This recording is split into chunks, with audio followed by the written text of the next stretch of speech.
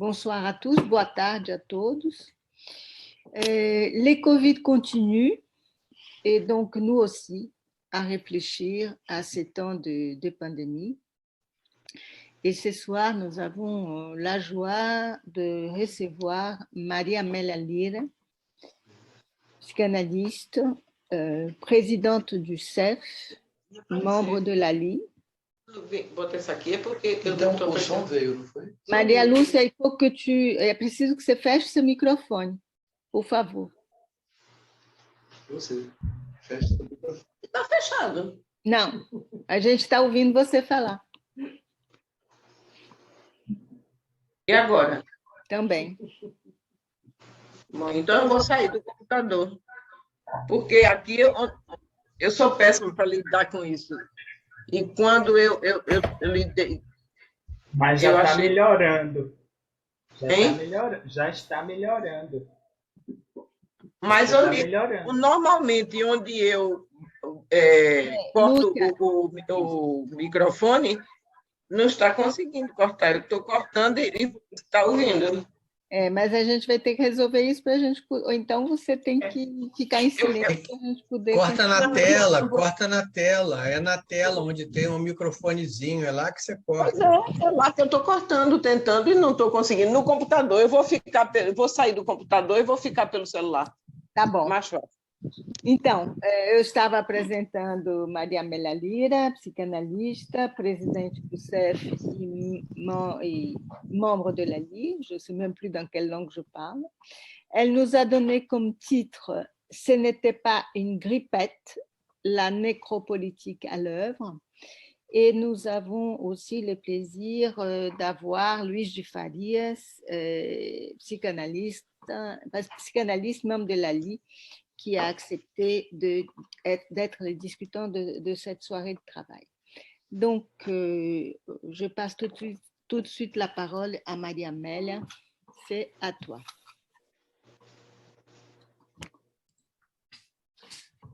Bonsoir à tous. Boa tarde. Merci à Angela de m'avoir invité. Et voilà. Como vous le savez, au Brésil, la pandémie n'a pas été contrôlée par l'État. Nous avons 12,4% de morts à travers le monde à cause de Covid, alors que la population brésilienne représente 2,7% de la population mondiale.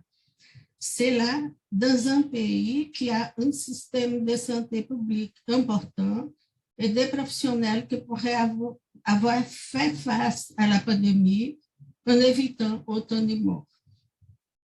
Nous pouvons dire que la contamination de la population pour les SARS-CoV-2 était un projet du gouvernement brésilien et que le nombre de morts que cela pourrait provoquer n'importe pas. Amélia, disculpe, il faut que tu parles plus fort parce qu'on n'entend pas tout à fait bien ici. Oui. Ah non, elle va parler en français. On a fait comme ça jusqu'à présent, Roland. Hein?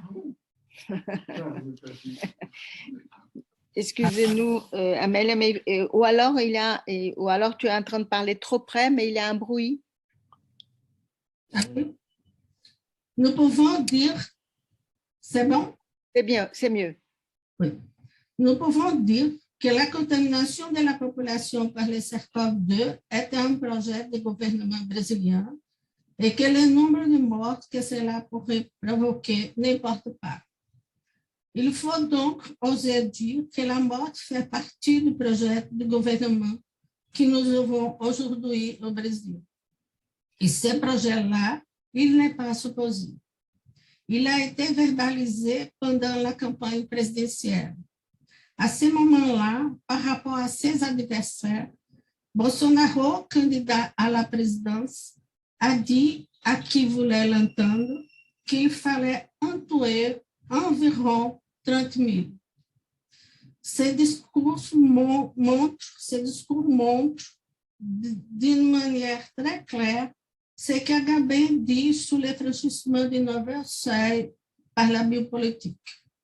Dans les démocraties modernes, dit-il, il est possible de dire en public ce que les biopolitiques nazis n'ont pas osé dire. Les biopouvoirs, comme Foucault le définit, peut être résumé pour les domaines de la vie sur laquelle le pouvoir exerce son contrôle. Chez Foucault, à la fin du XVIIIe siècle, on passe du pouvoir de faire mourir et de laisser vivre, exercé par les rois, au pouvoir de faire vivre et laisser mourir. D'un côté, la vague puissance de la mort et de l'éternité, symbolisée par le pouvoir royal. De l'autre, l'administration des corps visant à transformer et à améliorer la vie grâce à la science. Mais les biopouvoirs, qu'en principe désignaient les politiques de santé publique, avancent sous influence du néolibéralisme qui, autour de la gouvernementalité, utilise des technologies de subjectivation déployées par les autorités politiques dans les quêtes de domination et de contrôle sous les agents sociaux. Je vais reprendre cette affirmation ensuite. Posons maintenant les questions avec Mambem. Sous quelles conditions peut-on exercer le pouvoir de tuer, laisser vivre ou exposer à la mort? Exposer quelqu'un, un groupe racial, le peuple même, nous pouvons ajouter. Revenons ensuite à ce concept qu'Akhil Mbembe appelle non plus de biopolitique, mais de nécropolitique, ou affirmer qu'elle est bien la base de la politique de l'actuel président de la République brésilienne, Jair Bolsonaro. Pour renforcer cette thèse, nous pouvons rappeler ici sa politique de libération d'armes pour toute la population. Dans l'année 2020, il y a eu une augmentation de 90% des enregistrements d'armes à feu par rapport à 2019, ce qui représente 180 000 nouvelles armes en circulation dans le pays. Quand la pandémie arrive au Brésil, nous observons avec stupéfaction Bolsonaro chaque jour contredit le ministre de la Santé de son gouvernement en disant que cette maladie était une grippette et interdisant toutes les mesures sanitaires proposées par son ministère et tous les scientifiques. Presque 2 ans après, et après plus de 600 000 morts, et le 4e ministre de la Santé depuis le début de la pandémie, le président maintient sa position et exhorte la population à s'exposer au virus. Pour justifier ses actions ou l'absence de ces dernières, il a dit que le Brésil ne pourrait s'arrêter et que l'immunité collective est nécessaire. Il faut souligner que le gouvernement n'utilise pas l'expression immunité collective, mais immunité de rebanho, ce qui équivaut à l'immunité du troupeau. Cette idée darwinienne qui suppose la survie du plus fort, nous ne pouvons nous empêcher de l'associer aussi au nazisme. D'ailleurs, l'année dernière, d'autres faits ont de plus en plus associé le gouvernement Bolsonaro à des idées nazistes. Bolsonaro, au moment de stimuler l'immunité collective, nie l'impossibilité de choisir entre la bourse et la vie sans aucune perte, comme nous les avait indiqué Lacan. Pour lui, il n'y a aucun paradoxe dans ce choix. Dans son séminaire « Les fondements de la psychanalyse », Lacan parle en référence à Hegel sur les facteurs létals du verbe aliénant au moment où il s'agit d'engendrer la première aliénation, celle pour laquelle l'homme entre dans la voie de l'esclavage. La liberté ou la vie, dit Lacan. Le facteur létal apparaît quand on fait intervenir, entre guillemets, dans un de ces champs, la mort elle-même. Par exemple, dit-il, ça va être la liberté ou la mort. Ce mode de pensée du président de la République est en accord avec le mode de fonctionnement du néolibéralisme, que Mambembe préfère appeler néolibéralisme, dans lequel on peut laisser mourir quelqu'un, ce qui importe est l'économie, les marchés, qui ne peut pas s'arrêter. Ces quelques-uns sont les groupes que Agabé connote comme la vie nue. Ce sont les citoyens, les hommes sincères, réduits par l'État à une catégorie qui peut être rejetée ou assassinée sans être considérée comme un crime. Ce qu'il appelle vie nue, c'est que des autres, comme Hannah Arendt et Butler, appellent vie précaire. Agabé travaille dans son livre Homo sacer avec l'ambiguïté du mot latin sacer, sacré ou maudit, sans omettre de faire référence au texte freudien du sens opposé dans les mots primitifs. Sur l'homme sacer, il dira que ce qui décrit sa condition, c'est le caractère particulier de la double exclusion dans laquelle il est pris et la violence à laquelle il est exposé par le pouvoir souverain. Pouvoir qui donne qualification à cette vie et en détermine la valeur. Il dit encore, le caractère sacré de la vie qui on tente aujourd'hui de faire valoir comme droit humain fondamental contre les pouvoirs souverains exprime au contraire à l'origine l'assujettissement de la vie à un pouvoir de mort, son exposition irrémédiable dans la relation d'abandon.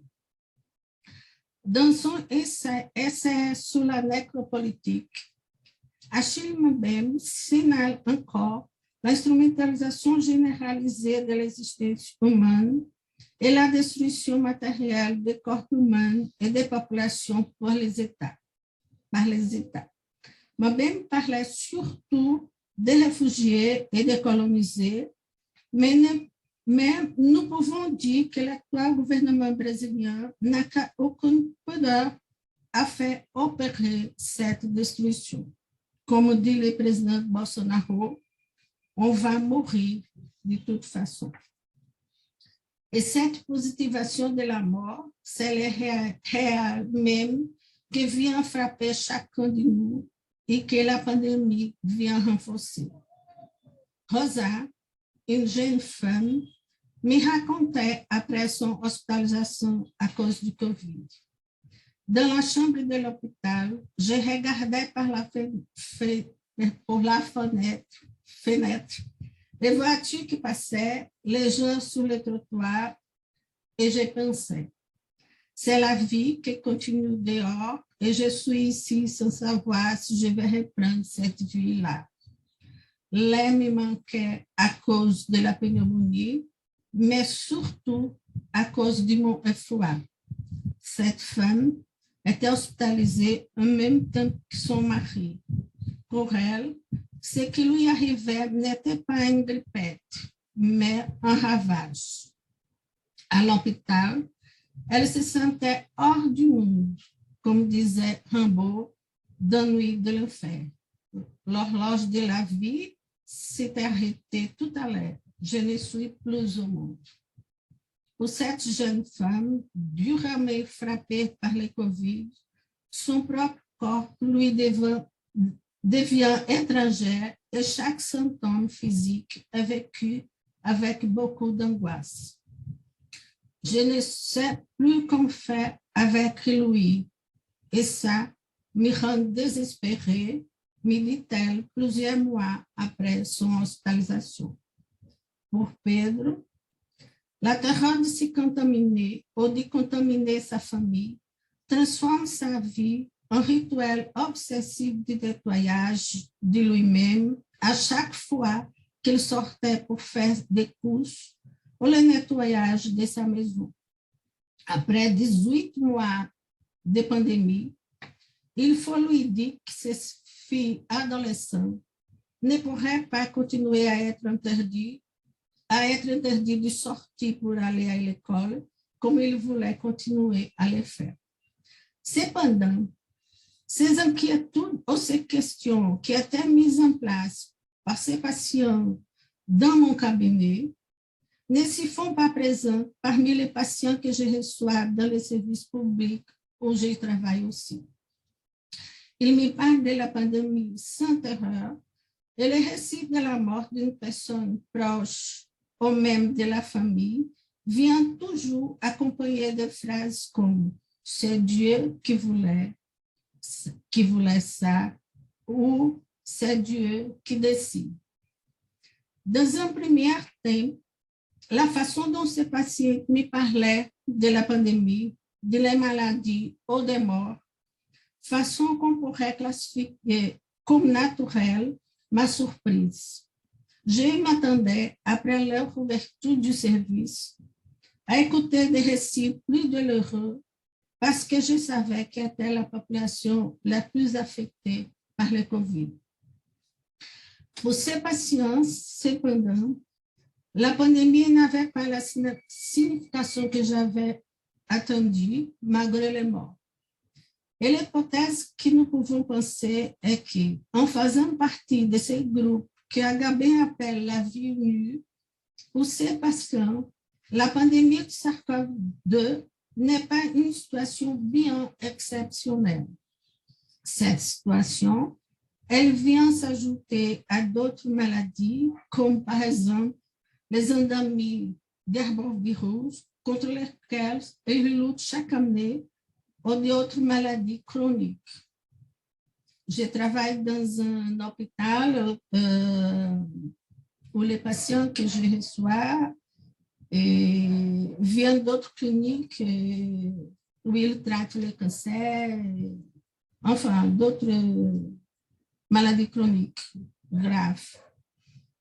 De la même manière, la mort est toujours proche d'eux, soit à cause des conditions sanitaires précaires dans les quartiers où ils habitent, soit à cause de la violence résultant du trafic de drogue ou résultant de la police-mère.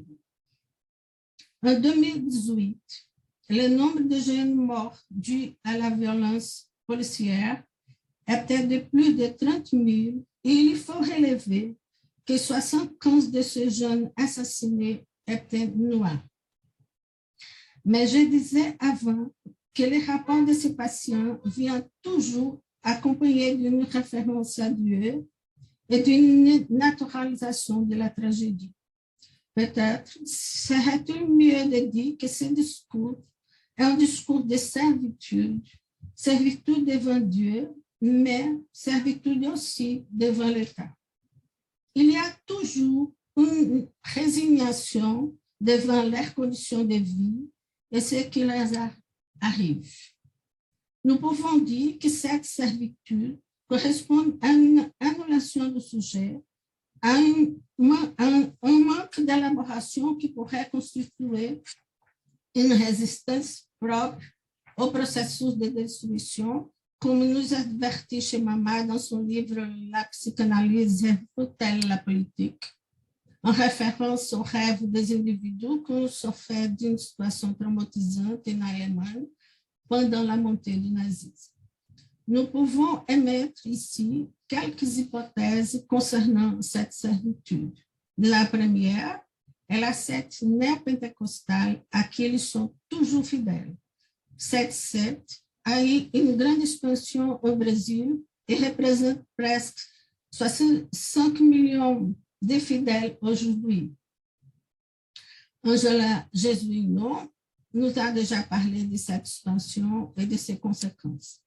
Et cette condition de soumission, avec ces hypothèses que j'ai mises ici, sont des conditions favorables au néolibéralisme que le gouvernement Bolsonaro sait.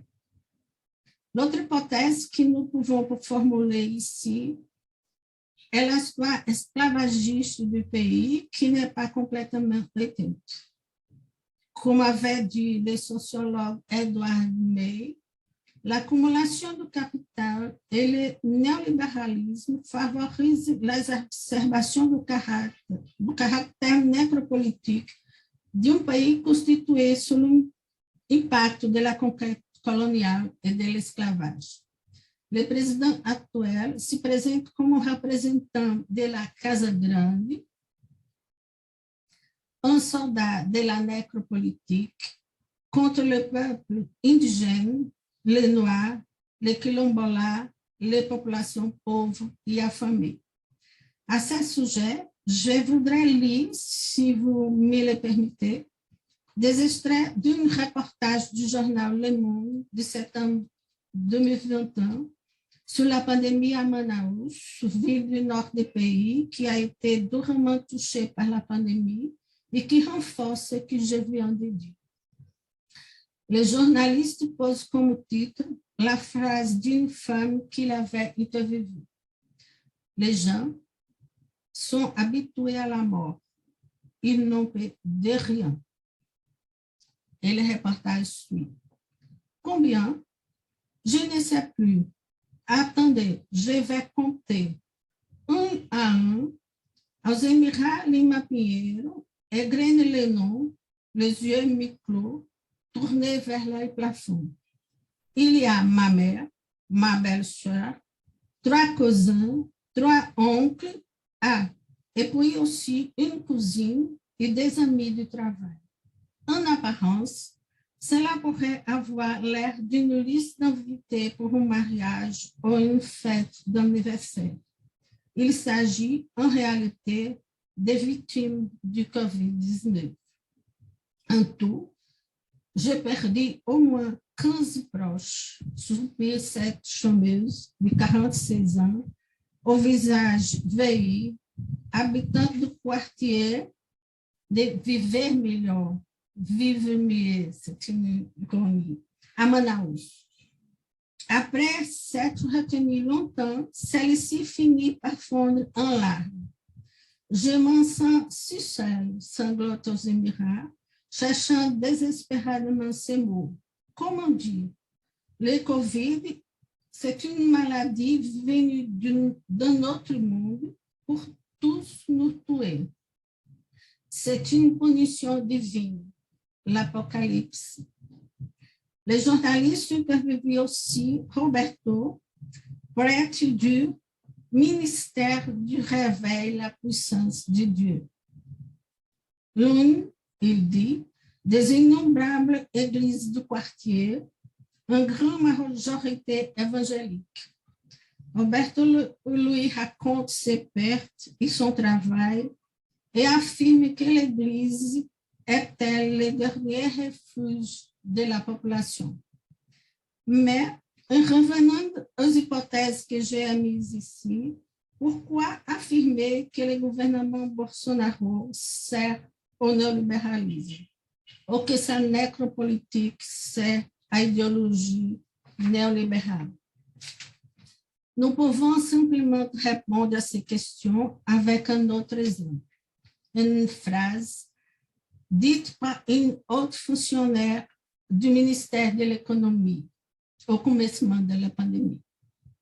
Elle dit, c'est bien que les morts arrivent entre les personnes âgées.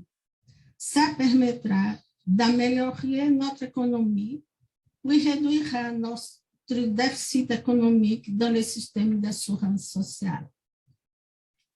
Mais alors, il faut s'entendre un peu sur ce sujet. Nous ne pouvons plus penser que le néolibéralisme uniquement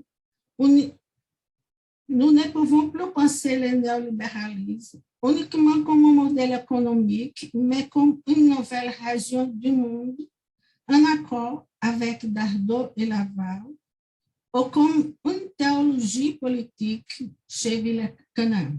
C'est à partir de ces auteurs que j'ose avancer ici. Ces auteurs travaillent avec l'idée que le néolibéralisme avance dans tous les secteurs de la société, aussi bien sur la subjectivité des individus.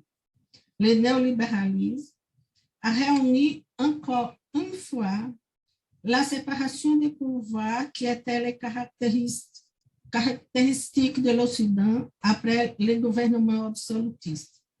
Pour réussir cette fusion et opérer sur la subjectivité, les outils utilisés, entre autres, sont la religion et le marketing intensif, ces derniers étant les mêmes outils utilisés par le fascisme, comme l'a déjà dit Adorno. Cette fusion entre les pouvoirs et l'ecclésiaire est bien exploitée par Bolsonaro, qui, au moment de son investiture, fait le vœu à Dieu et répète toujours que seul Dieu même peut le faire sortir du pouvoir.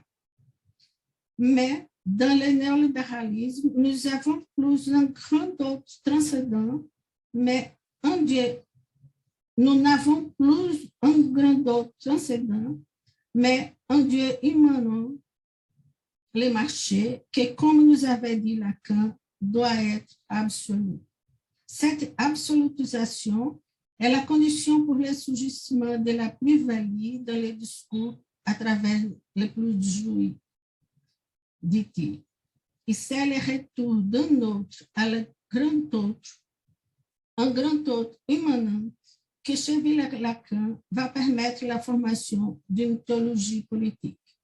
Ici, la promesse n'est pas de salut, mais d'autonomisation des individus. Ce retour est l'inverse de ce que Lacan explique dans son séminaire d'un grand autre à l'autre, où il dit que le grand autre a besoin d'un autre pour devenir l'un en plus, pour que se produise un autre signifiant qui vient représenter le sujet.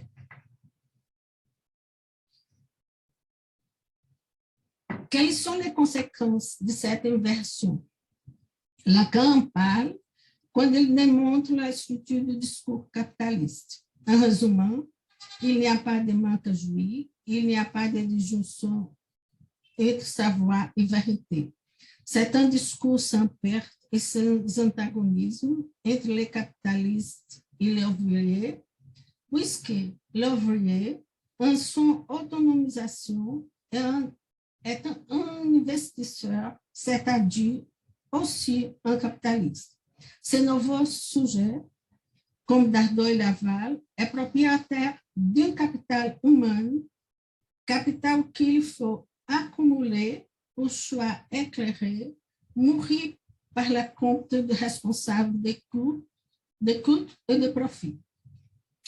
Pour de fou, le marché est une forme nouvelle de providence, plus puissante que les précédents, et ses attributs sont les mêmes que ceux de la divinité. L'omnipotence et le fait qu'il se présente comme lieu même de la vérité. Ça veut dire que le marché a une aléthologie, à savoir une production de la vérité qui lui donne une dimension pastorale, dimension qui est nécessaire pour la gouvernabilité des individus. Cette forme d'organisation du gouvernement qui a comme idéal l'hégémonie, l'universalité de l'égal, pour se maintenir, a besoin aussi de la domination. Mais, comme nous en avait averti Lacan, la force du capitalisme va contre les pouvoirs même. Il dit, le capitalisme a tout à fait changé les habitudes du pouvoir. Elles sont peut-être devenues plus abusives, mais enfin, elles sont changées. L'idée de considérer comme un progrès et encore libéral les institutions où, quand quelqu'un a bien saboté tout ce qu'il avait à faire pendant 3 ou 6 mois et s'est révélé incapable, il n'a qu'à donner sa démission et il ne lui arrive rien. Au contraire, on lui dit d'attendre pour qu'il revienne la prochaine fois. Cette affirmation de Lacan peut répondre à la question du maintien de Bolsonaro au pouvoir, quand chaque jour, il transgresse les lois du pays, ou quand les scientifiques ont démontré que plus de 50% des morts par la Covid au Brésil auraient pu être évitées si le gouvernement avait suivi les orientations de prévention des autorités sanitaires et surtout initié la vaccination de la population plus tôt. Lacan dit encore, dans ce même séminaire, que le pouvoir libéral est un pouvoir camouflé, secret, anarchique, divisé contre lui-même, et cela arrive à cause de son appareillement par la science. Aujourd'hui, nous pouvons ajouter le numérique et surtout les réseaux sociaux à cet appareillement. Nous savons avec Lacan que la science rejette l'hétéronomie et la loi symbolique, ce qui fait que les sujets puissent s'engager dans les jouissances sans limite. L'hétéronomie, comme l'avait pensé Kant, soumet les sujets à la volonté d'une collectivité, au contraire de l'autonomie, un des socles du néolibéralisme, ainsi que le discours de la morale. Les groupes anti-vax sont un exemple de cette autonomie qu'ils appellent un droit à la liberté. Comme chacun de nous, Brésiliens, sera-t-il assorti de cette double tragédie, la pandémie et le gouvernement Bolsonaro?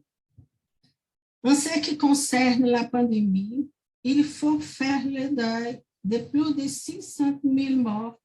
Et ce deuil ici, je pense qu'il doit être pensé au-delà du deuil de chacun, au-delà du rite funéraire que les familles n'ont pas pu réaliser.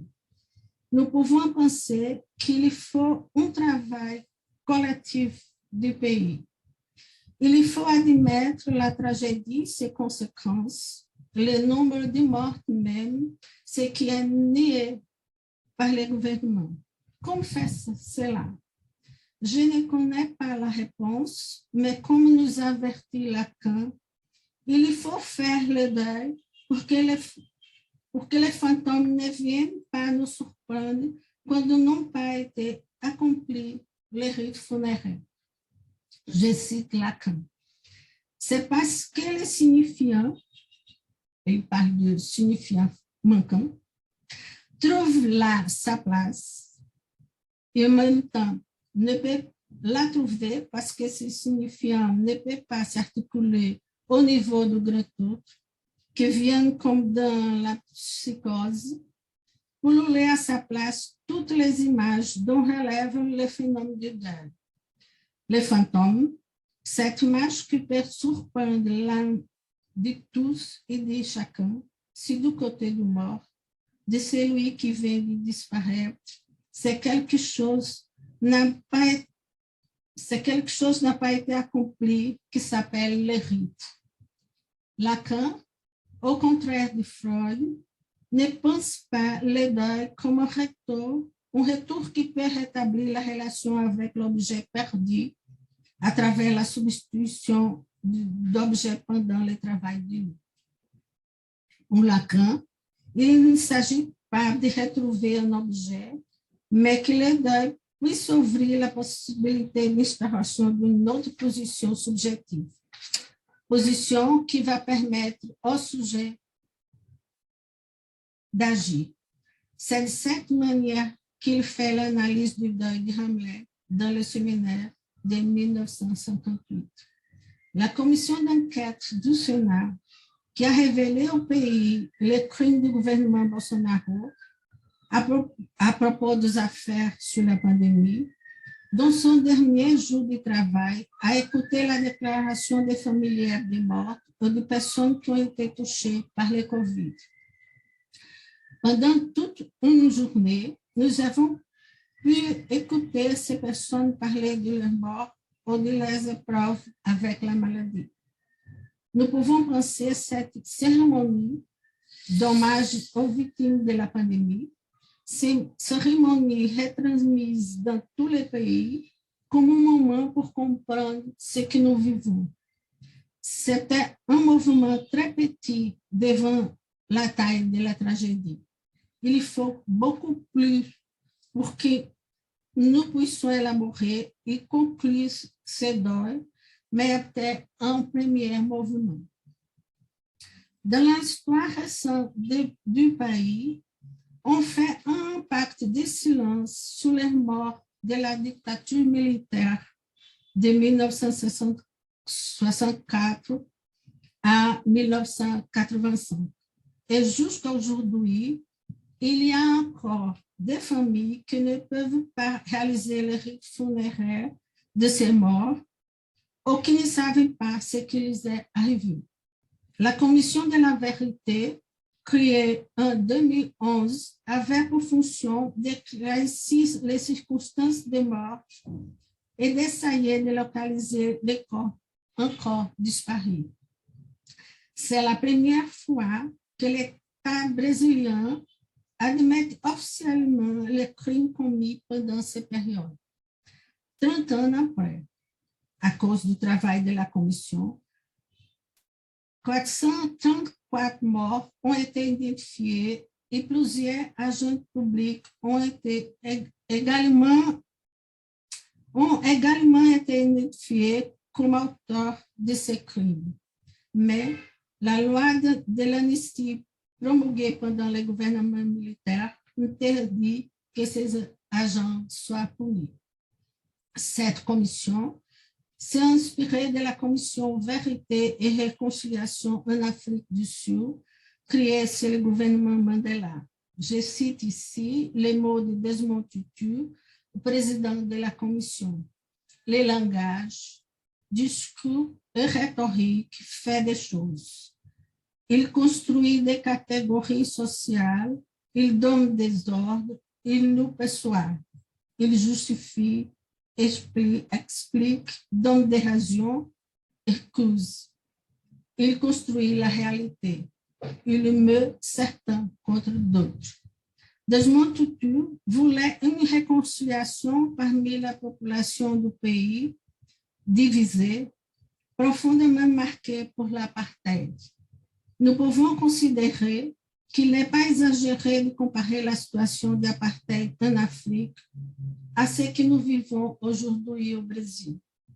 Si le Brésil est toujours divisé par l'inégalité, cette division a été approfondie par la rhétorique bolsonariste qui prêche la séparation entre ceux qui sont les bons et les mauvais, que nous pouvons appeler aussi la séparation entre les purs et les impurs, ce qui va au-delà d'une pensée religieuse, mais nous rappelle une autre fois l'idéologie naziste.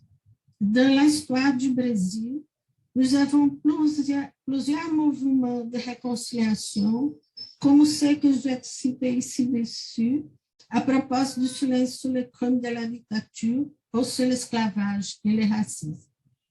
Ces mouvements, qui étaient toujours marqués par la négation de la violence et de l'inégalité, ont servi surtout au retour à la même situation pour le maintien d'une profonde séparation des classes. L'ex-président Lula, pendant son gouvernement en 2005, a fait un mouvement de réparation, non pas de réconciliation, à l'égard des Noirs pour l'esclavage. Devant les portes de non-retour, dans l'entrepôt sous l'île de Gorée au Sénégal, lieu où les Noirs attendaient les navires qui les conduiraient jusqu'ici comme esclaves, Lula a demandé pardon aux Africains pour l'esclavage de leur peuple. Mais la séparation motivée pour la rhétorique bolsonariste a poussé un mode de fonctionnement paranoïaque, persécuteur et par conséquence des tentatives d'exclusion des membres des groupes, des professeurs dans les écoles, des scientifiques dans les académies et même dans les familles. Cette pulsion paranoïaque, on peut dire qu'elle s'est aggravée, c'est la ambulance. On peut dire qu'elle s'est aggravée à cause du virus. Le virus est une menace en plus. Chacun autour de moi peut être un transmisseur. Si la pandémie laisse pour chacun des traces, nous ne pouvons nier qu'elles sont plus fortes et plus profondes devant le désarroi provoqué par l'omission du gouvernement de la protection de la population.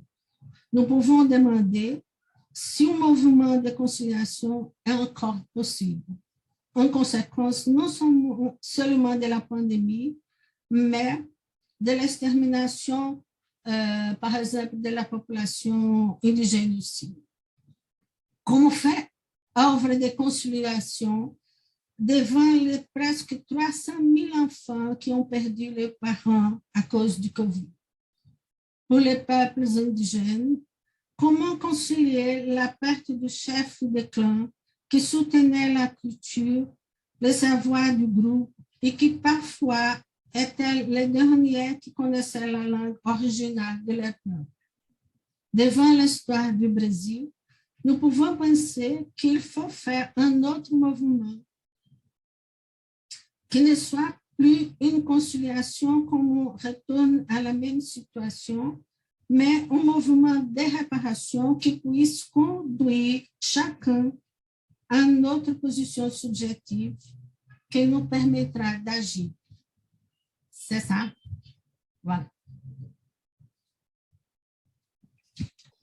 Muito obrigada, Amélia. Merci beaucoup, Amélia. Grand merci pour tout ce que tu nous amènes comme articulation, comme proposition, pour lire les moments que nous vivons au Brésil. Ton travail, c'est un travail percutant qui nous bouscule un peu. Mais avant de passer la parole à Louise, je voulais souligner juste 2 points qui me paraissent éclairants pour comprendre l'apathie politique qui nous accable aujourd'hui au Brésil. La nécropolitique et les nécro-libéralismes comme 2 versants de ce que tu mets en exergue dans ton exposé, c'est-à-dire le travail de la pulsion du mort. Or, justement, dans son dernier livre d'entretien avec Jean-Pierre Lebrun, Charles Melman attire à nouveau notre attention sur ce qui apparaît comme inhérent à l'appareil même du langage, à savoir cette aspiration d'aller jusqu'au terme, cette aspiration d'aller, cette aspiration d'aller jusqu'au terme, c'est que Freud avait déjà distingué comme étant la pulsion de mort. Donc, Melman reprend cela pour nous montrer que cet idéal aujourd'hui semble se présenter d'une façon inquiétante sous nos yeux. Je cite, « Une aspiration qui peut paraître vouloir aller à la fin et les arguments politiques, sociologiques, moraux, philosophiques ne manquent pas, nous dit-il. » Et alors, dans son livre, il prend l'exemple des antivax qui choisissent apparemment la mort et pas la vie, mais aussi il prend l'exemple du Brésil et je vais vous lire ces petits passages de ce livre qui s'appelle « La dysphorie des genres ». Bon, ouvrez les guillemets. « Je suis frappée aussi que dans un grand pays comme le Brésil, par exemple, le président Bolsonaro ait clairement pris le parti de privilégier le maintien de l'économie sous la préservation de la vie. Le Brésil est sûrement le lieu où le nombre, non pas officiel, mais réel de morts de la Covid est le plus considérable. C'est un choix qui a été fait et qui mérite de nous interroger.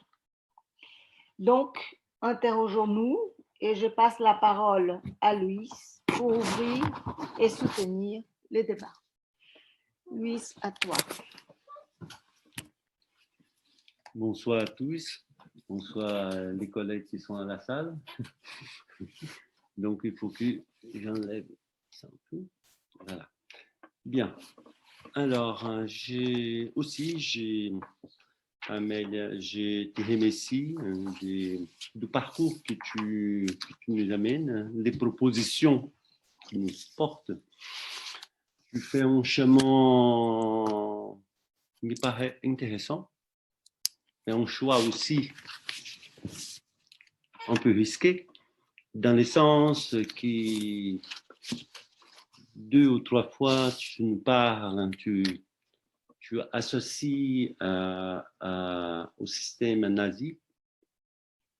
Et c'est pour ça que je me permets de dire que c'est, comme tu même avais dit, osé, mais il me paraît intéressant comme, en tout cas, comme proposition ou tentative de lecture pour comprendre, pour tenter de comprendre cette question autant grande et autant ouverte. Autant ce qui concerne Bolsonaro, le système Bolsonaro, ainsi que la pandémie. Bien, je pense que quand tu pars, tu nous proposes justement, tu vas de Michel Foucault, hein, avec la biopolitique, et que tu passes par Mebambe, justement qui dans le travail qu'il a fait jusqu'à arriver à nécropolitique, et que tu vas bien articuler, il paraît, dans ta proposition, à commencer à esquisser qu'est-ce que ça veut dire ça, qu'est-ce que c'est ça, qu'est-ce que c'est ça qui vient basculer d'une façon assez forte et intense les citoyens brésiliens, ce qui concerne Bolsonaro. Et ce qui concerne la pandémie, ça concerne nous tous au monde entier. Donc la question, elle est beaucoup plus large et qui à chaque coin de cette planète, on va tenter de comprendre, qu'est-ce qui nous arrive. Simplement, il y a, pour moi, pourquoi j'ai commencé par là, la question quand toi-même m'avais posée, qui fait, comment s'en sortir du système Bolsonaro qui nous propose, selon toi, une politique, une nécropolitique, et comment s'en sortir de cette question qui c'est la pandémie, l'impact de cette pandémie chez nous, mais chez les Brésiliens. Je ne sais pas si je suis à la hauteur de pouvoir entrer plus en détail à propos des éléments du quotidien que vous vivez devant le discours qui propose Bolsonaro, mais pas Bolsonaro uniquement. Et c'est là que je m'approche un peu sur la question. La question, pas question, mais en tout cas, une proposition pour qu'on puisse échanger. Déjà, quel gouvernement au Brésil qui ça existait, qui on ne trouve pas de traits de ce que tu proposes dans une façon plus massive avec Bolsonaro. La nécropolitique. Si je me rappelle bien, en tout cas au Brésil que je connais, quelle est la valeur de la vie? Quelle est la valeur d'un enfant? Quelle est la valeur d'une femme au Brésil? Et tu avais cité aussi plusieurs autres, hein, les Indiens, les Noirs. Notre liste va être grande. Alors, je reviens. Quelle est la valeur de la vie, même avant Bolsonaro? Déjà, la valeur de la vie, la valeur de la vie au Brésil, dans son contexte socio-économique, politique. Alors, ça, c'est un point que j'aimerais bien que tu puisses, si tu veux bien, commencer notre discussion. Merci, Luiz. Je voudrais que Angela me traduise, s'il vous plaît. D'accord. OK.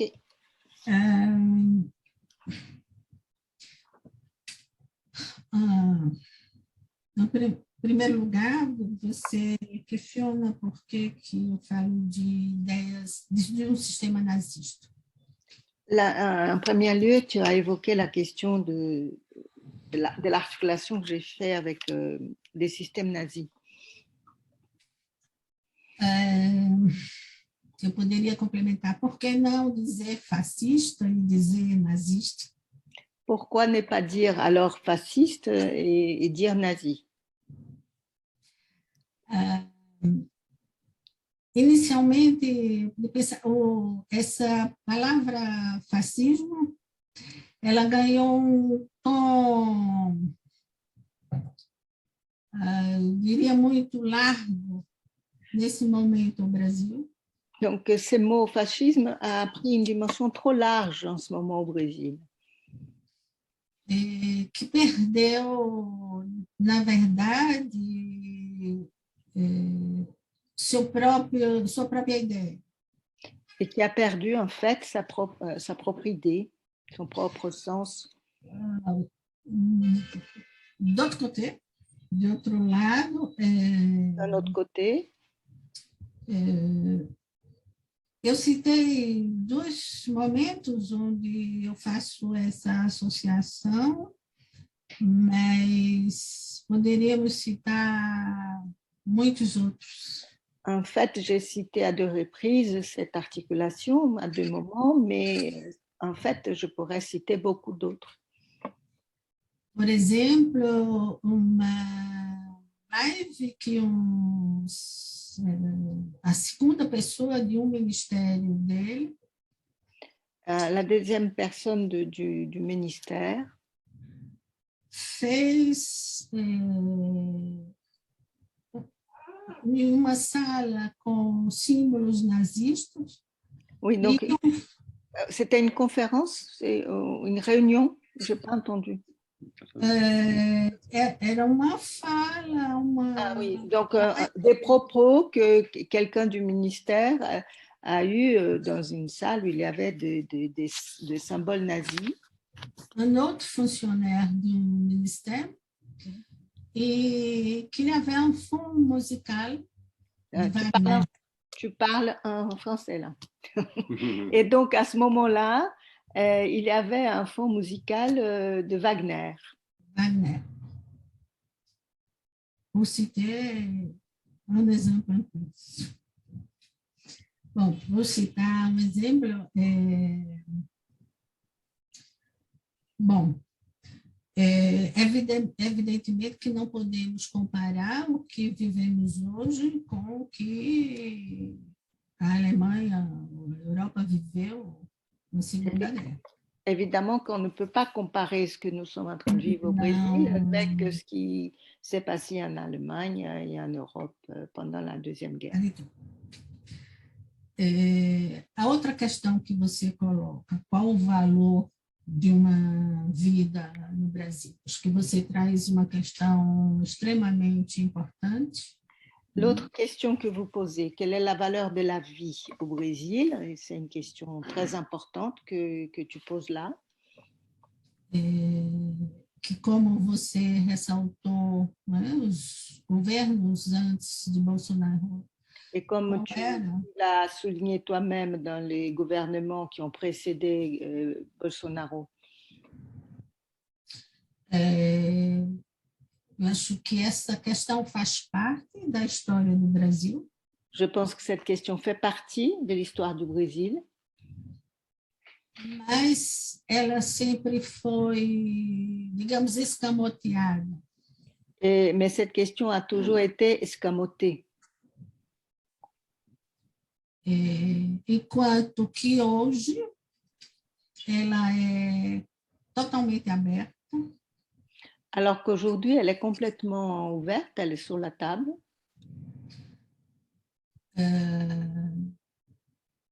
Ela está presente todo o tempo no discurso do presidente. Elle est tout le temps présente dans le discours du président. E de alguns de seus ministros. Et de quelques-uns de ses ministres. Nesse momento, nós vivemos uma outra batalha para conseguir a vacinação das crianças. Maintenant, nous sommes obligés de mener une autre bataille concernant la vaccination des enfants. E o ministro da Saúde et les ministres de la Santé usou a frase, aliás, sobre o passe sanitário, não foi ainda sobre a vacinação das crianças, mas sobre a exigência do passe vacinal, do passe sanitário. Donc, le ministre a eu cette phrase, le ministre de la Santé a eu cette phrase concernant le passe vaccinal. É melhor perder a vida do que a liberdade. Il vaut mieux perdre la vie que la liberté. Ele disse isso há 3 semanas atrás. Il a dit cela il y a 3 semaines à peu près.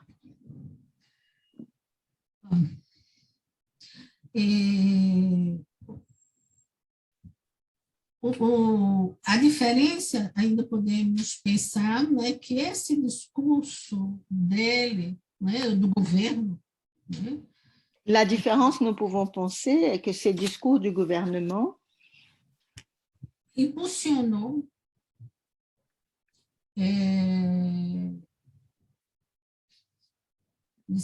desprezo maior pela vida. Il a donné une puissance plus grande du mépris de la vie. Sobretudo sobre grupos populacionais que eu citei. Surtout en ce qui concerne ces groupes de population que j'ai cités. Os índios estão sendo dizimados sem qualquer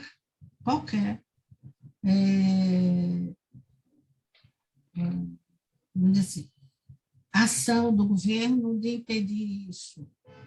Les Indiens, ils sont en train d'être exterminés sans aucune action du gouvernement pour le protéger. E isso é absolutamente explícito. Et tout cela est très explicite. Na verdade, ele impede que a polícia, os órgãos de proteção aos índios, à vrai dire, il empêche que les organes, les institutions de protection aux Indiens, aux indigènes, par exemple, façam alguma coisa para impedir isso. Qu'il interdit que ces organes gouvernementaux puissent faire quelque chose pour le protéger.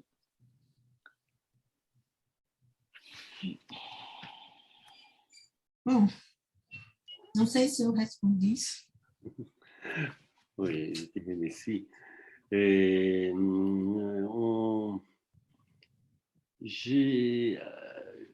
Donc, à partir de la question que je pense que tu nous donnes, voilà, quelques éléments pour qu'on puisse répondre à cette question, valeur de la vie. Donc, on va, pour la question de la mort, alors, à quelques années, ça fait un petit moment, je me suis penché un peu sur la question de la mort et je suis allé plutôt vers certains. Et qui d'ailleurs, à ce moment-là, j'ai fait une coupure entre certains, être tellement. Et ton texte, dans ma réflexion de ton discours, m'a renvoyé à ce moment que j'ai voulu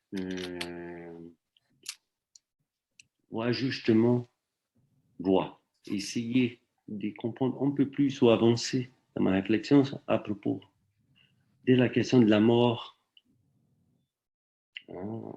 La mort chez nous, la mort, ça a commencé au nord-est, la mort, nord-est pour les collègues français, donc c'est considéré une région plus précaire ou moins développée, bon, etc. Et dans le nord-est, nous avons certains, c'est notre désert, entre guillemets.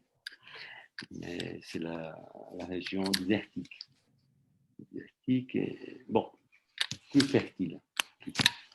Et donc, je me suis permis de faire ces petits voyages à ce moment de mon intérêt sur la mort, justement de cette valeur de la mort, de l'importance de la mort. Et là, j'ai constaté à ces moments-là, pour constater les éléments que j'ai pu observer, c'est qui, comme tu disais, justement, quand tu as fait que j'ai trouvé très intéressant, parce que les exemples que tu nous as donnés, des cas que tu reçois dans ton cabinet, dans le privé, donc une autre classe sociale, et les personnes que tu reçois et que tu accompagnes dans le cadre de l'hôpital public, si j'ai bien compris. C'est ça. Oui. Et là, quand tu fais au parallèle entre les deux discours, quand tu t'attendais justement de cette population qui était bien ciblée, en tout cas par le virus, par la contamination, et là, tu étais étonné de voir justement que la mort fait partie du quotidien. Oh, il n'a pas peur, si je ne me trompe pas. C'était un peu ça que la personne disait. Et donc, tu vois, je ne vais pas fausser les choses, mais simplement, ce sont des éléments qui m'ont attiré beaucoup d'attention dans tes propos. Et cette mort-là, dans ce discours-là, cette façon d'introduire la religion ou ce Dieu, qui, quand tu as cité Angela, nous parle de ça, là, ce n'était pas aujourd'hui, qu'elle nous attire notre attention. Fait de longues années qu'elle attire l'attention de l'impact, et de l'importance et de l'influence de la comme on appelle l'Église, non, comme on appelle les évangélistes, non, c'est ça. Néopentecostal. Voilà. Néopentecostal. Donc, voilà. Et donc, en fait, derrière, c'était plutôt des renvois de nouveau et pour que je puisse t'entendre un peu plus sur cette question de la mort. Mais cette mort qui peut-être fait partie de la vie, déjà, il est toujours pratiquement de notre vie. Et de cette mort, maintenant on va dire avant Bolsonaro et après Bolsonaro. Hein? Donc, et qu'est-ce qui fait que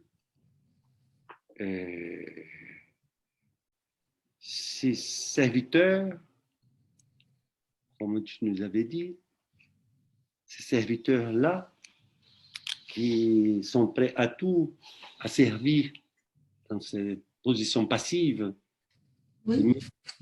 et même à développer des comportements paranoïaques que tu aussi nous as cités.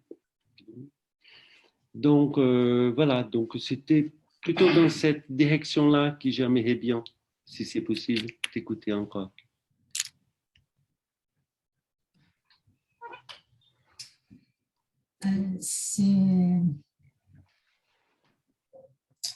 Cette question de la presença, bom, pardon, essa questão da presença da morte nessa população. Micro. Excuse-moi, Amélia, tu veux le micro? Non, mais je pensais que je pouvais. Ah, Après, mais elle est en train de répondre. Oui, pardon, excuse-moi. Excuse-moi, Amélia, c'était une Roland Chamama qui va prendre la parole tout à l'heure. Elle veut parler maintenant? Oh non, après, depois. Après, d'accord.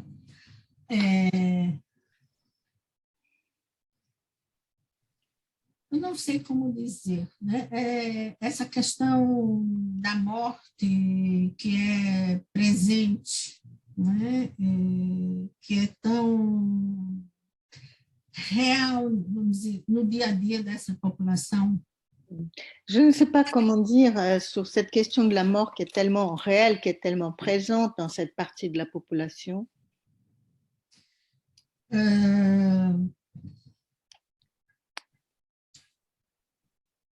Que, como eu disse, né, nos chama a atenção por ser trazido de modo tão natural.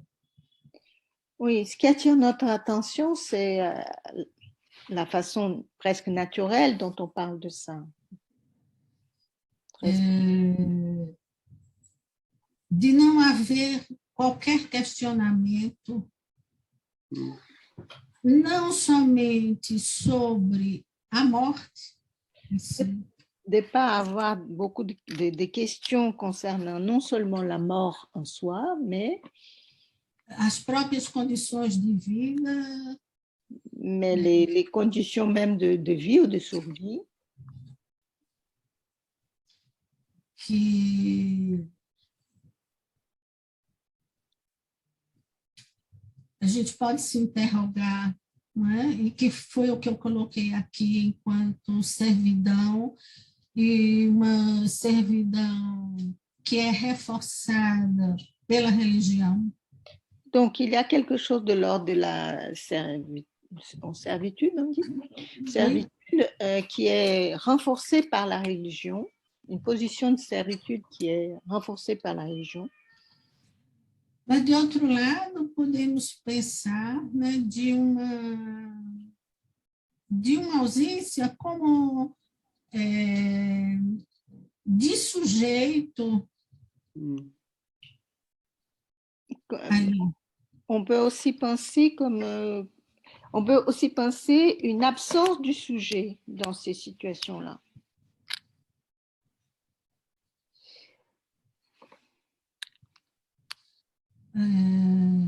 Bom,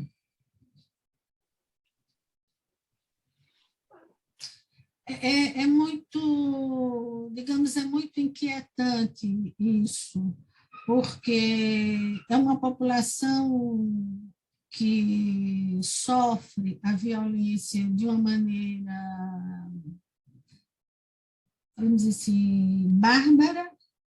Donc, c'est une population qui subit une violence qui est barbare. A cada dia, e que aceita isso passivamente, como se fosse esse o lugar. Et ils acceptent ça d'une façon tout à fait passive, comme si c'était ça le lieu même. E eu associo isso à questão da história da escravidão no Brasil. Et j'associe ça à l'histoire de l'esclavage au Brésil. Que, como eu disse, é uma memória ainda muito presente na população. Et comme je dis, c'est une mémoire encore très présente dans la population. E que eu me pergunto, né, se essa população, esse grupo que o HB chama vida nua, né, se vê ainda nesse lugar de escravo. Oui, je me pose la question si cette population qui ont cette vie nue se voit encore à la place de l'esclave. E as hipóteses que eu trouxe aqui foi uma tentativa de compreender mesmo o que se passa, que não vamos para a rua queimar carros e quebrar vitrines, etc. Ce sont des hypothèses pour essayer de comprendre qu'est-ce qui fait que nous, au Brésil, on ne sort pas dans la rue, on ne brûle pas de voitures, on ne renverse pas des trains et que tout ça se passe dans une certaine passivité. Tu veux prendre la parole? Roland? Je passe la parole à Roland. Non, je peux pas. Laisse-la. Pourquoi tu ne viens pas là? Bon, alors vas-y. Je viens comme ça.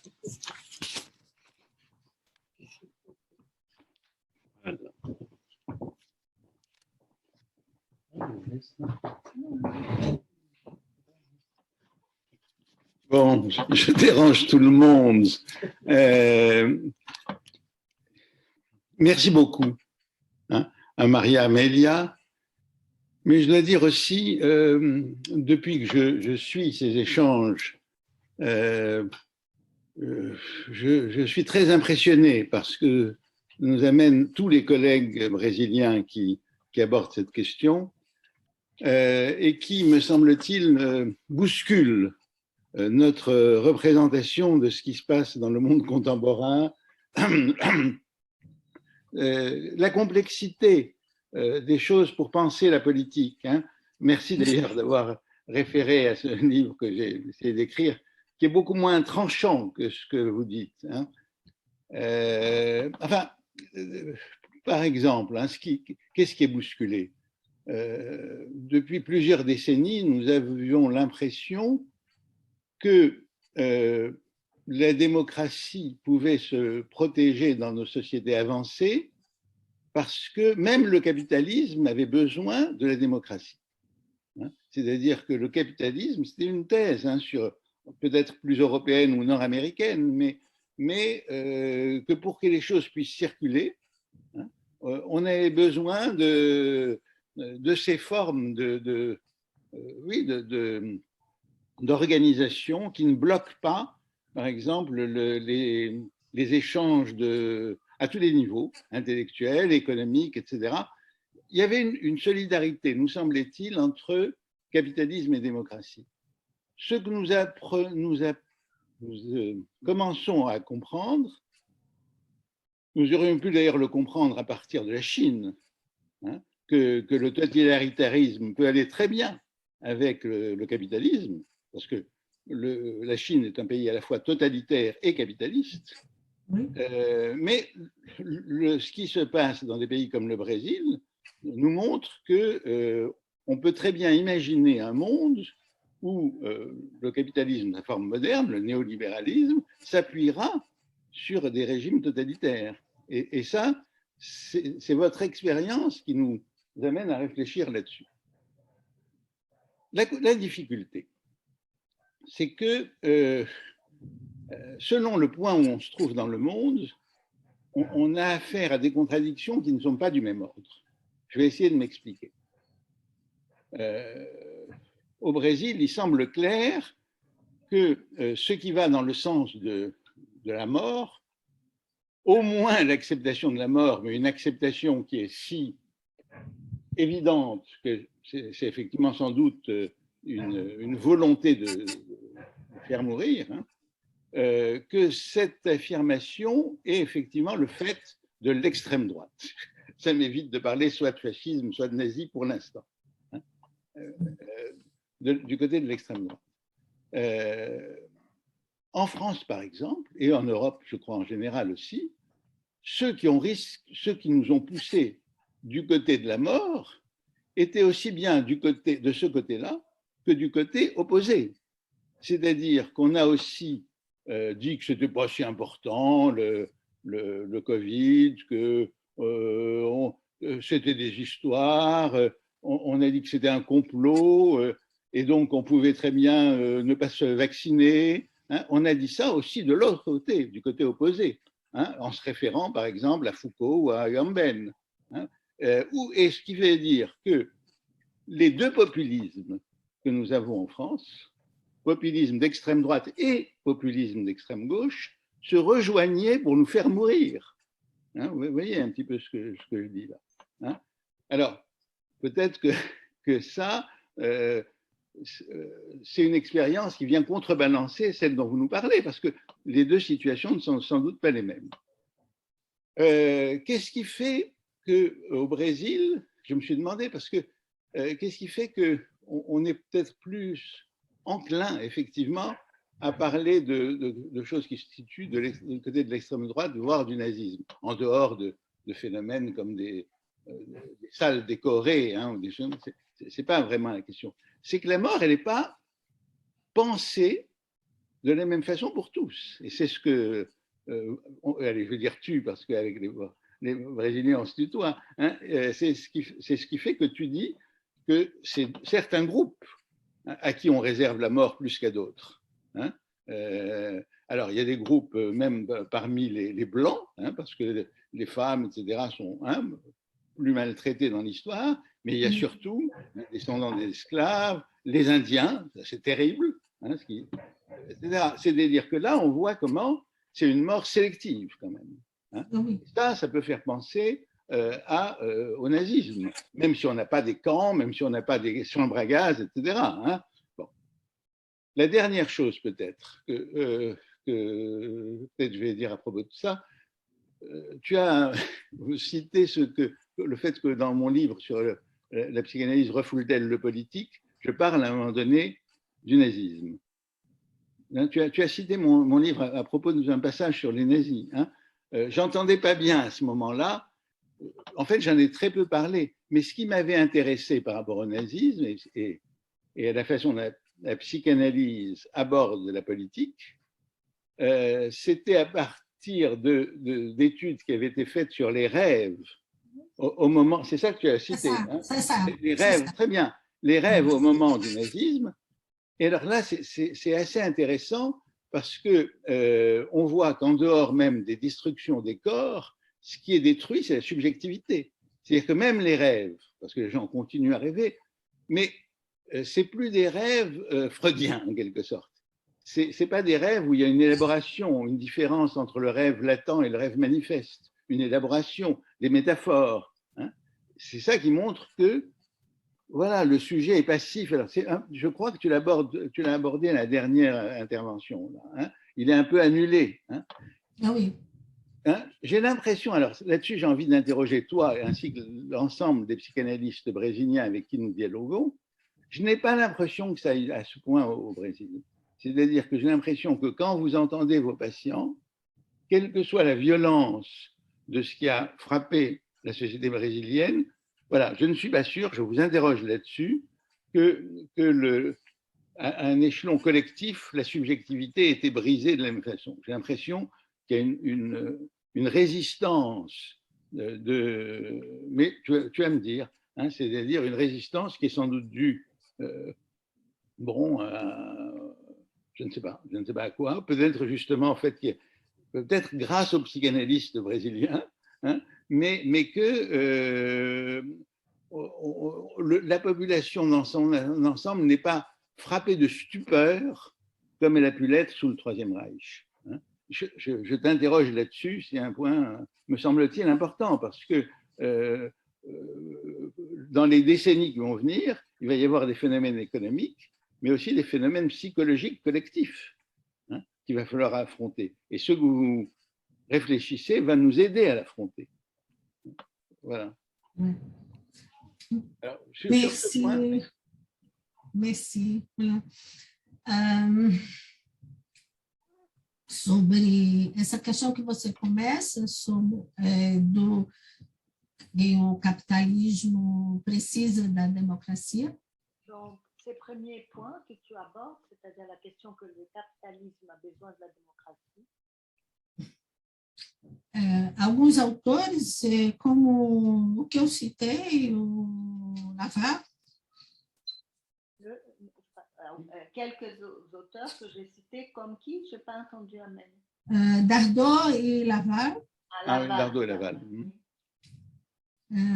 Eles já apontam que a manutenção de que eu não chamaria mais de capitalismo, né? O que eu chamo de neoliberalismo, porque eu entendo como um capitalismo avançado.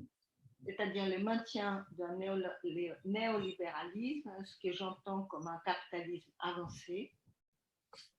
Que necessita de certo regime totalitário. Qui a besoin d'un certain régime totalitaire. Para se manter. Pour se maintenir.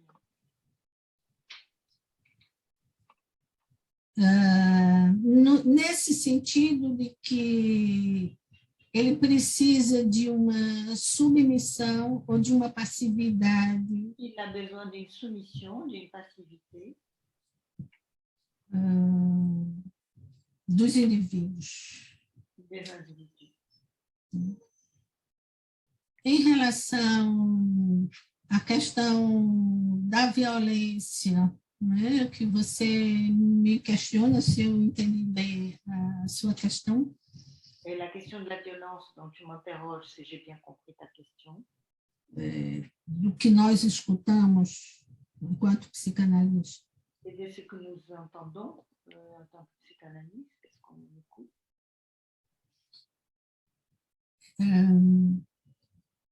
A minha experiência é que essa questão aparece nas mulheres. Dans mon expérience, cette question apparaît chez les femmes. Quando falam da violência de seus companheiros, do marido. Quand elles parlent de la violence de ses compagnons, du mari. Mas jamais da violência social. Mais jamais il est question de la violence sociale. Na minha experiência, não trazem isso. Mesmo Excuse-moi, la question, ce n'était pas tant de savoir si les patients parlaient de la violence, mais si leur façon de parler et jusqu'à y compris leur façon de rêver montrait qu'il y avait une réponse subjective à toute cette violence. Hein, s'il y a une violence, une élaboration subjective, la présence du retravail de tout cela par l'inconscient. Est-ce qu'on peut dire que, en ce sens, les Brésiliens résistent mieux que Allemands de l'époque du nazisme. Mas resistem ou, por ser, a partir dessa história do Brasil, né, eles aceitam essa questão como natural. Est-ce qu'ils résistent ou c'est parce qu'à cause de cette histoire du Brésil, ils acceptent ça comme étant quelque chose de naturel? C'est a minha questão. Bon, on ne va pas aller beaucoup plus loin, enfin, peut-être que d'autres vont reprendre les questions. Oui. Merci, en tout cas. Oui. Hein? En tout cas, j'invite les collègues qui ont fait des questions par écrit, parce que c'est difficile pour nous de pouvoir les lire comme ça, à poser ces questions en portugais, et moi je traduirai. Donc, eu convido os colegas que fizeram, que formularam as questões por escrito no chat, que eles pudessem tomar a palavra e articular a questão para todos, porque para a gente fica difícil de ficar lendo as questões. Seria melhor, inclusive, que a Amélia pudesse responder em direto as questões de vocês. Eu sei que Luiz Felipe colocou uma questão e outras pessoas também, então, por favor, tomem a palavra. Luiz Felipe, est-ce que tu veux... Você quer falar? Quero, estou acompanhando o esforço de Amélia de responder as questões. En suivant donc l'effort qu'elle fait, Amélia, pour répondre aux questions. Baseada na experiência clínica dela, no setor público, nas leituras. Basée sur son expérience clinique ou ses lectures.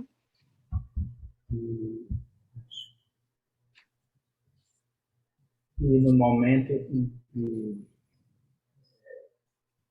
Luiz falou da morte, que faz parte da vida, se eu entendi bem o francês. Quand Louise a parlé de la mort qui fait partie de la vie, si j'ai bien compris le français. Eu acho que a gente já estava se aproximando de uma discussão sobre a banalização da morte. C'est-à-dire qu'on était en train de s'approcher de la question de la banalisation de la mort. Pelo governo, pelas pessoas. Par les gouvernements et par les personnes. A propósito de viverem, de saírem, estavam sufocadas dentro de casa. Banalisam a mort. Le fait qu'elles étaient donc isolées, suffoquées à la maison, ils banalisent la mort. Eu vou passar a palavra para os outros colegas, mas também achei importante quando a Amélia falou que é resistir ou é de alguma forma naturalizar e banalizar essa morte. Donc c'est résister ou d'une certaine façon banaliser, naturaliser cette mort.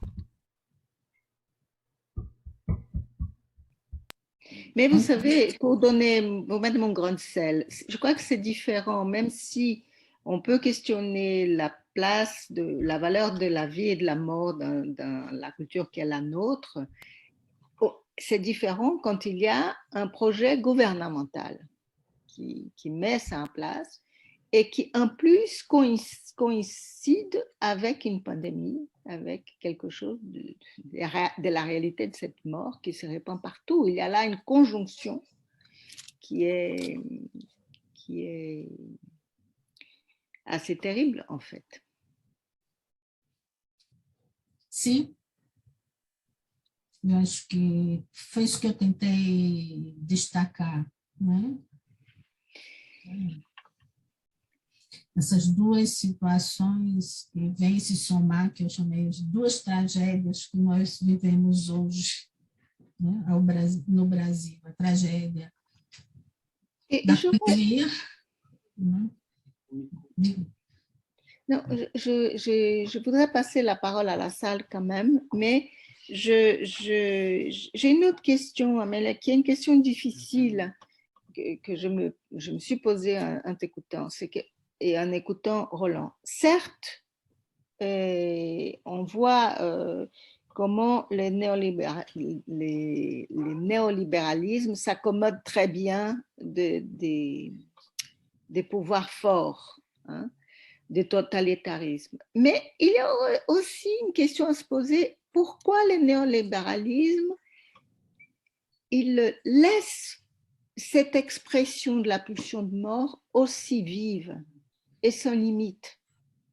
Qu'est-ce que le néolibéralisme met en jeu qui ne vient pas freiner ou qui vient faire peser du côté de Thanatos et pas de l'Eros les choses? Enfin bon, c'est une question. É uma questão difícil e eu responderia que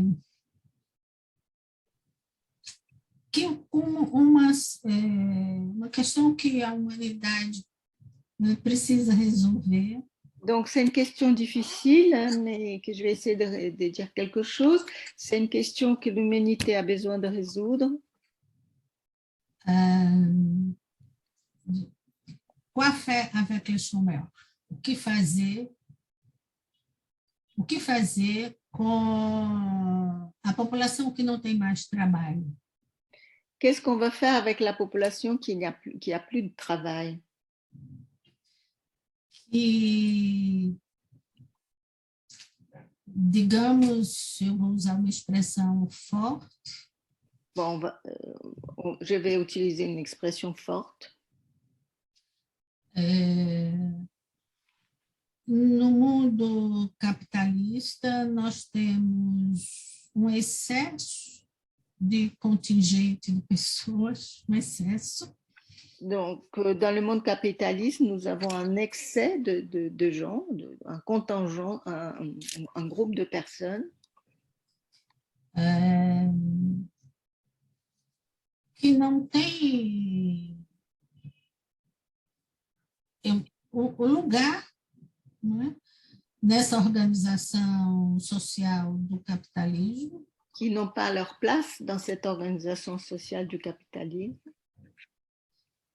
E que, portanto, essas vidas perdem completamente o valor. Et donc, ces vies perdent complètement leur valeur. E essa, eu penso que não é uma questão do Brasil, evidentemente, somente. Donc, ça, je pense que ce n'est pas une question qui concerne uniquement le Brésil, évidemment. O avanço da tecnologia reduziu e vem reduzindo milhares de postos de trabalho no mundo. La technologie réduit et est en train de réduire beaucoup de postes de travail de par le monde. O que fazer com essa população? Essa é uma questão que a humanidade precisa responder. Que faire avec cette population? C'est une question que l'humanité a besoin de résoudre.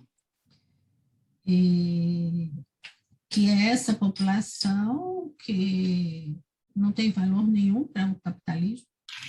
Et c'est cette population qui n'a aucune valeur pour le capitalisme. Merci, Amélia. Ronéide, tu voulais intervenir?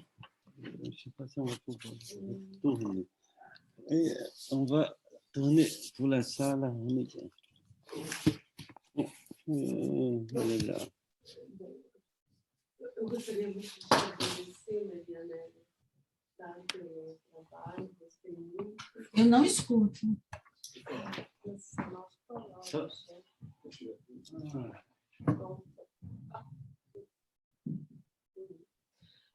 Donc, je voudrais vous remercier, Mariana, par ce travail. Je trouvais très intéressant. Mais en vous écoutant, là, vers la fin, il y a quand même une chose surprenante au Brésil, qui est le nombre de vaccinés. Hein. Moi, ça m'étonne toujours que, par exemple, au moins pour la première et deuxième dose, c'est la même proportion des pays européens. Hein, c'est presque 80%. Pour la première dose, deuxième, c'est 70%. Donc, vous voyez, c'est quand même étonnant que dans un pays avec un gouvernement d'extrême droite qui prône vraiment la non-vaccination, c'est ouvert, Bolsonaro, il s'en moque même. Et pourtant, la majorité de la population se vaccine. Moi, ça m'étonne. Moi, j'ai entendu, j'étais au Brésil récemment, et j'ai entendu des bolsonaristes qui sont toujours bolsonaristes, mais qui ne sont pas d'accord avec son rapport à la pandémie. Et ça m'a beaucoup étonnée, parce que je m'attendais qu'ils allaient plutôt être d'accord. Ah ben non. Et pourtant, ils continuent, et je pense qu'ils vont voter encore à Bolsonaro, en lui.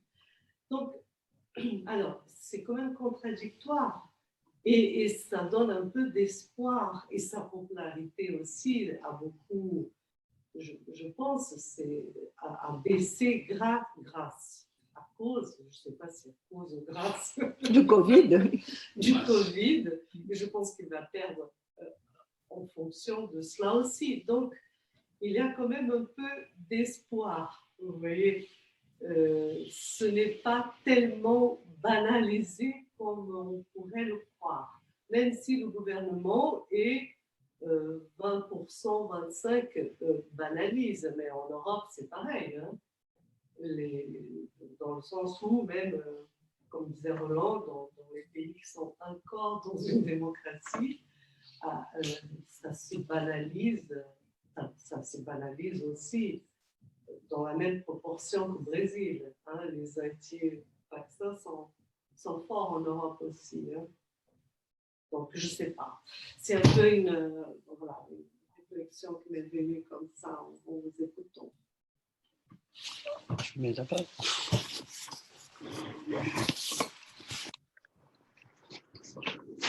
Amélia, tu veux réagir? Se, você tem razão, parece contraditório. Tu as raison, ça peut paraître contradictoire.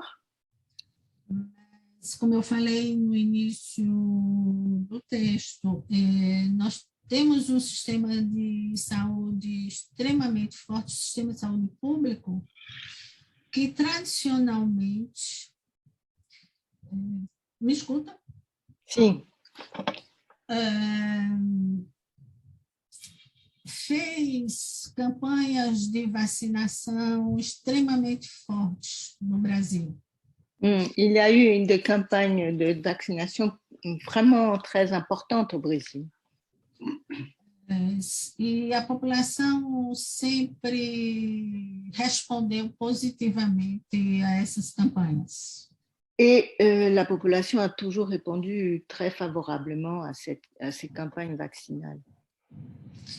E eu concordo com você, a questão da vacinação é um ponto que levou a uma rejeição nas últimas pesquisas muito grande do Bolsonaro.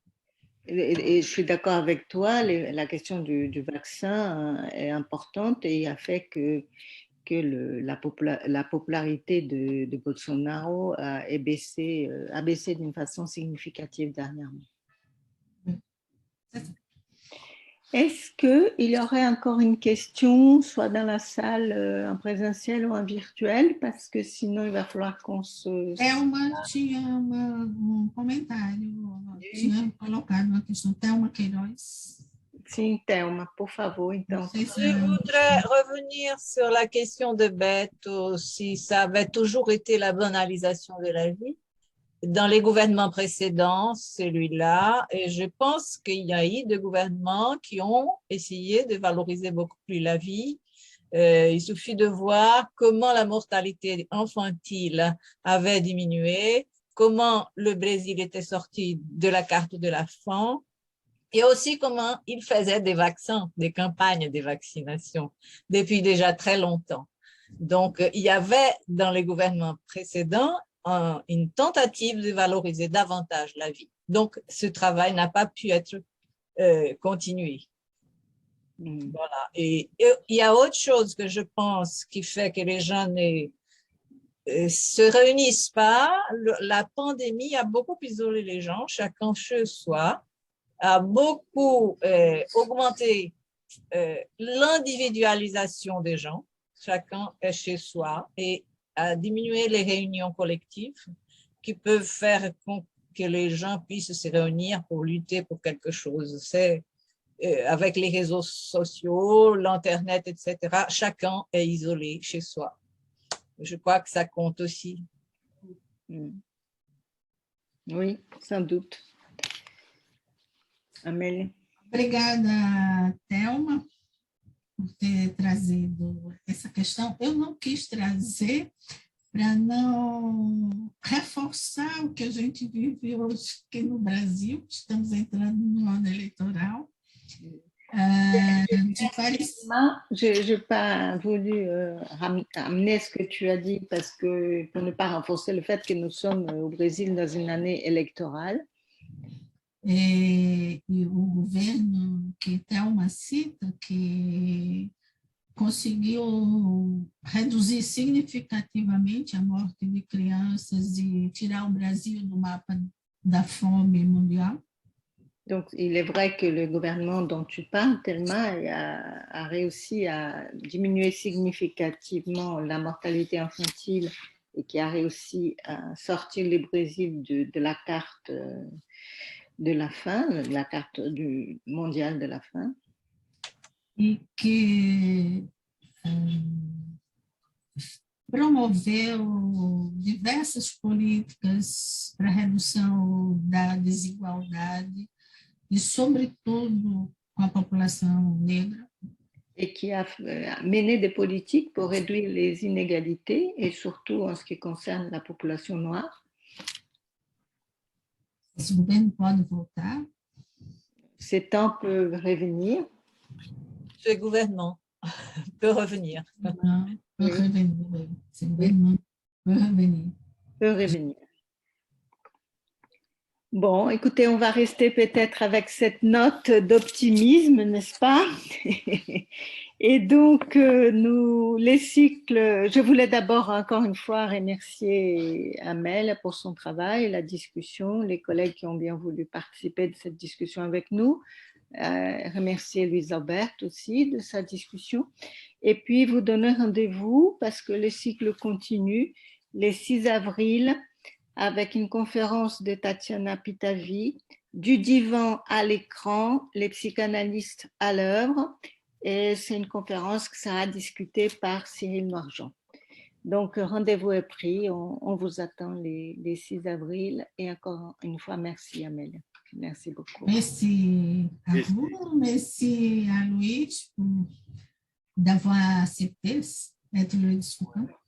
Merci. Oui, juste pour rappeler que le mois de mars, il n'y aura pas de conférence parce que c'est les vacances scolaires ici à Paris. Donc, on saute le mois de mars, mais on se retrouve en avril. Voilà, bonne soirée à tous. Allez, au revoir, Amélie.